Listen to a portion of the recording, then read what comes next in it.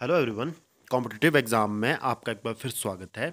आज मैं आपके लिए एक और जॉब नोटिफिकेशन लेकर आ चुका हूं।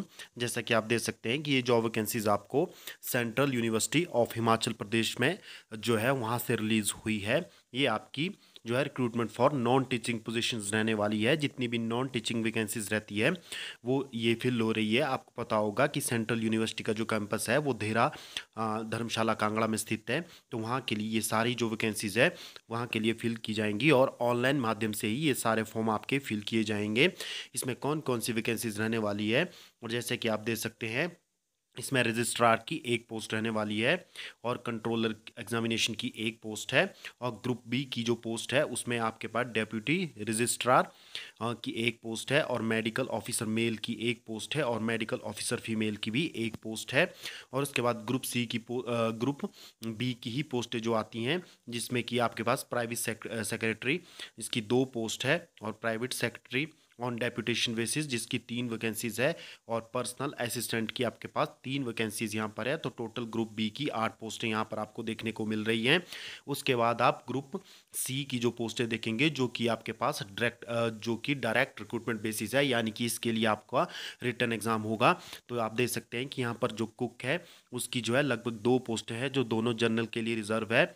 और उसके बाद जो है किचन अटेंडेंट की जो एक पोस्ट है और लेबोरेटरी असिस्टेंट की एक पोस्ट यहाँ पर रहने वाली है। और लेबोरेटरी अटेंडेंट जो है इसकी 3 पोस्ट है जिसमें कि एक जनरल की रहने वाली है और एक आपके पास स्पीड यानी कि फिजिकल हैंडीकेप्ड की लगभग आपके पास 2 वैकेंसीज यहाँ पर रहने वाली है। और मल्टीटास्किंग स्टाफ की यहाँ पर एक पोस्ट रहने वाली है और स्टैटिस्टिकल असिस्टेंट की एक पोस्ट है। और लोअर डिवीज़न क्लर्क की भी यहाँ पर 2 पोस्टें हैं जिसमें कि एक आपके पास एससी के लिए रिजर्व है और एक एक्स सर्विसमैन के लिए रिजर्व है। और फार्मासिस्ट की एक वैकेंसीज है और मेडिकल अटेंडेंट या ड्रेसर्स की एक पोस्ट यहाँ पर रहने वाली है। तो 13 पोस्टें जो है आपके पास ग्रुप सी की ये रहने वाली है। उसमें आप देख सकते हैं कि आपको जो है इसके लिए ऑनलाइन अप्लाई करना होगा और इसका लिंक भी मैं आपको अपने टेलीग्राम चैनल पर दे दूंगा। तो आप देख सकते हैं कि आपको जो है इसके लिए 12 यानी कि 22 दिसंबर तक आप जो है इसके लिए अप्लाई कर सकते हो। तो आप फीस दे सकते हो कि फ़ीस यहाँ पर काफ़ी ज़्यादा रखी गई है। तो जितने भी अनरिजर्व ओबीसी ईडब्ल्यूएस कैटेगरी के कैंडिडेट हैं उनके लिए जो है आप टोटल फीस आप देख सकते हो कि 1750 उन्हें देनी पड़ेगी। तो काफ़ी ज़्यादा फीस यहाँ पर रखी गई है। और SC ST के कैंडिडेट के लिए लगभग 1500 रुपये फ़ीस उन्हें देनी होगी और ये फ़ीस जो होगी नॉन रिफंडेबल होगी। तो ये रिफंड जो है किसी भी हालत में नहीं की जाएगी। तो ये जो है आप दे सकते हो। तो ये आपकी जो है यहाँ पर फीस रहने वाली है और आपको 22 तक इसके लिए अप्लाई कर लेना है। तो और इसमें क्वालिफिकेशन आपकी क्या मांगी जाएगी तो आप देख सकते हैं कि ये रजिस्ट्रार की पोस्ट के लिए आप देख सकते हो। ये आपको पूरी PDF में प्रोवाइड करवा दूंगा। मैं आपको यहाँ पर मेन क्वालिफिकेशन बताऊंगा कि आपके लिए क्या चाहिए।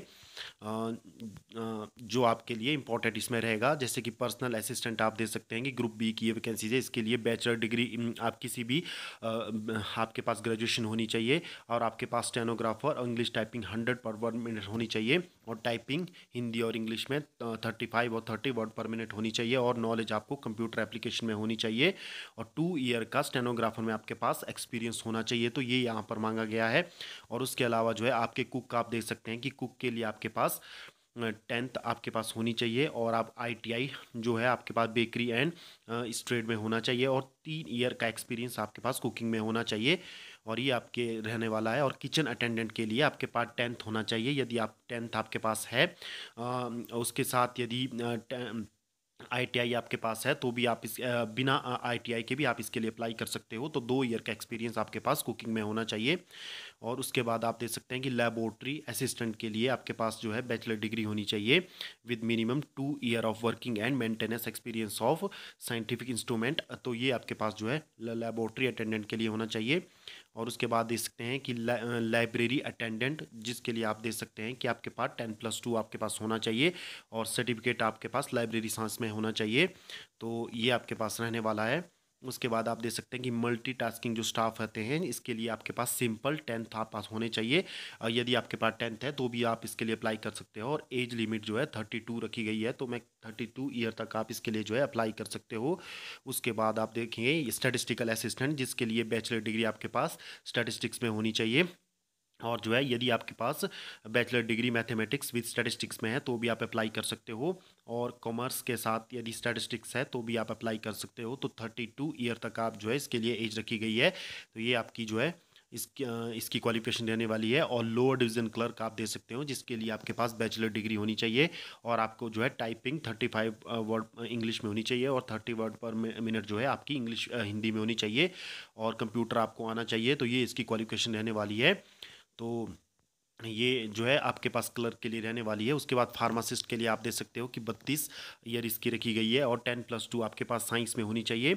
और उसके बाद जो है आपके पास 2 ईयर का फार्मेसी डिप्लोमा आपके पास होना चाहिए, और 3 ईयर का एक्सपीरियंस आपके पास होना चाहिए एज अ कंपाउंडर। और उसके अलावा जो है यहाँ पर और भी जो है यदि आप इनमें से कोई भी क्वालिफिकेशन पूरी करते हो तो आप इसके लिए अप्लाई कर सकते हो।